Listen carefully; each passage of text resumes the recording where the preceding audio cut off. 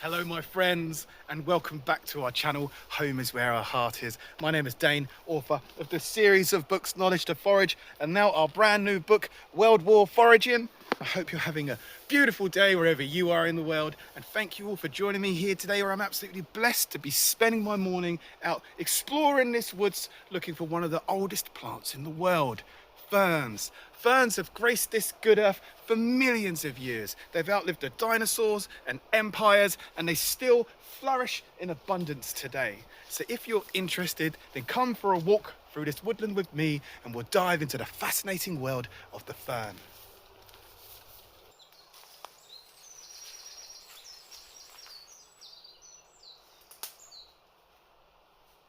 So here we've bumped into our first friendly fern. We can tell it's a fern because of its big, long, feathery leaves. Now these plants are ancient survivors. Records show they've been dated back over 300 million years, and they'll grow pretty much anywhere. They love to grow in the shade of trees, out of mossy banks, out of cracks in rocks. They're true survivors, and they're so old it's believed that they're one of the first plants in the world, if not the first, to have roots. Ferns have seen it all walk by. Dinosaurs, giant bears, freaky insects, humans. Imagine the world the fern has seen as it quietly sat by in the woods, gently in the shade.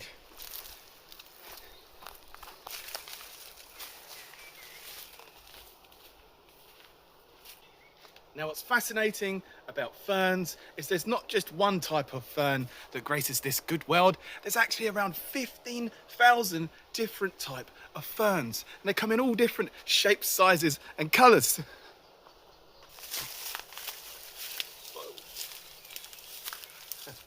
You have your typical hedge fern with its feathery bright green leaves and brown stem. You have your heart's tongue ferns. These grow in your more typical leaf shape.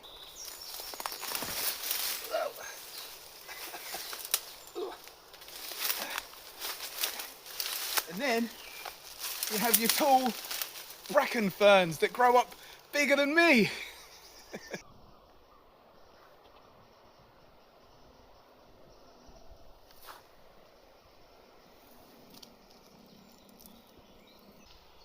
There's thousands and thousands of different ferns in this world, and in the baffling botanical world of botanical language, they're all put in a group called the Pteridophytes, spelt with a P. Go figure. Now, these are some of your more common ferns with their typical green foliage, but there are unique ferns too, ones that stand out from the crowd. You have ferns with little tree trunks that look like little trees, and you even have exotic ferns that come in different colours, such as beautiful shades of orange and even purpley black. Now, one of the most fascinating things about ferns is their life cycle, because ferns' life cycles are very unique. There's not many plants in the world that have the same life cycle as the fern. Why? Because these plants, they don't repopulate, regrow, they don't reproduce with flowers and fruits and seeds. Just like fungi or moss, they reproduce using spores. And this is one of the oldest methods of plant reproduction in the entire world. You see, when you lift up a fern's leaf and look underneath, sometimes you'll see all these little dots.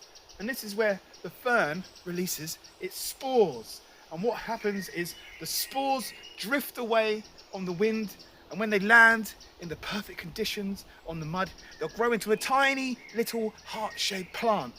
You can barely see the tiny baby fern. And what this fern is waiting for is water, the morning dew or rain, and that will fertilize the fern, the sperm and the egg, because the fern produces both, and it will grow a new fern plant. And when it grows, it will grow up and twist round into a whirl known as a fiddlehead.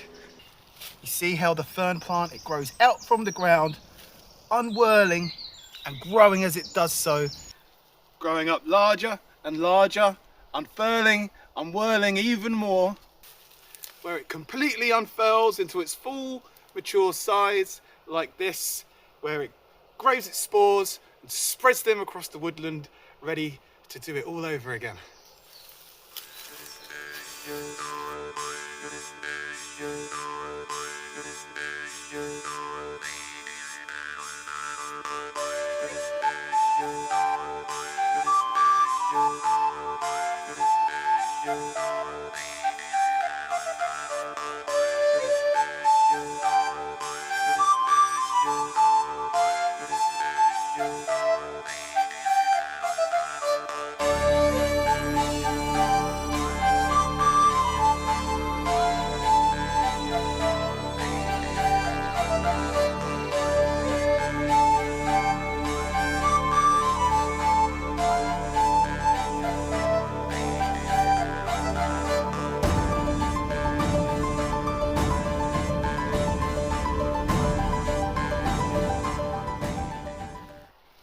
Now, you might have heard of people eating fiddleheads. Now, this is true. People have eaten fern fiddleheads for centuries, but foraging for fiddleheads isn't one of the easiest wild foods to forage. Why? Because there's such a vast amount of ferns in this world, and not all of them are edible. And when you try and research the edibility of ferns, you'll often read contradicting information. Some people will say a certain species is edible, others will say it's not. So if you want to forage for fiddleheads, then you must make sure to do your research first to make sure the ferns in your neck of the woods are edible. Now, if you do happen to find an edible fern fiddlehead, well, that's rich in vitamins, minerals, and antioxidants, and it's been used historically by herbalists to be an anti-parasite for its parasitic effects, and also an anti-inflammatory. Over in traditional Chinese medicine, it was considered like a cooling herb. So if you was hot with fever, you'd take a fern fiddlehead to cool yourself down. But remember, foraging for fern fiddleheads, you must do your research first.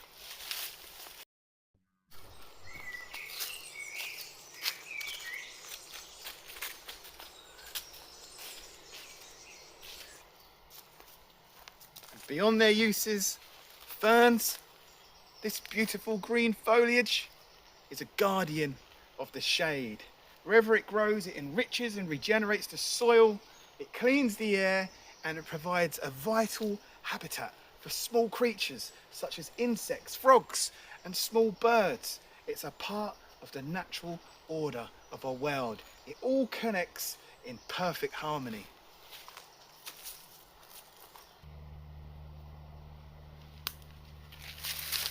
Would you just look at this absolutely flourishing fern. Now, the fern is as old as the land itself, and its unique life cycle has also inspired its myth, legend, and folklore. One of my favourite tales that surrounds the fern is known as the invisible fern flower. In this tale, it says that once a year, in summer solstice, the time of year I happen to be filming this video, that the fern will flower with a very special flower. And it's said that if you go out deep in the woods and find this glowing fern flower and collect its seed, this flower will give you the power of invisibility. So there we have it, people. The fabulous, fascinating world of the fern.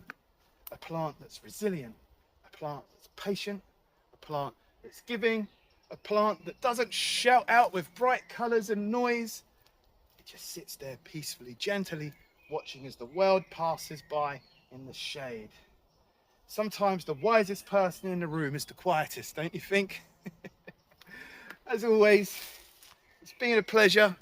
Don't forget to do all them modern world things such as like, comment and share this video. We really need you to do that so we can keep making these videos, because the more interaction it gets, the more YouTube shows it to more people, so our nature inspired education can spread across the land. If you want to own all the knowledge just like this in book form, then check out our awesome series of books, Knowledge to Forage, and our brand new book, World War Foraging, Wild Foods, Recipes and Remedies that saved Great Britain. If you want to receive a monthly educational subscription pack from my beautiful wife Stelly, then check out our Ko-fi. It's called Follow Along Foraging. But above all else, above it all, take care of yourselves, and I'll see you all next time. Peace. With a droplet of dew, the fern unfurls, twirls and whirls, twisting gently into our world. Older than time, it basks in the shade. No song, no dance, just peace displayed.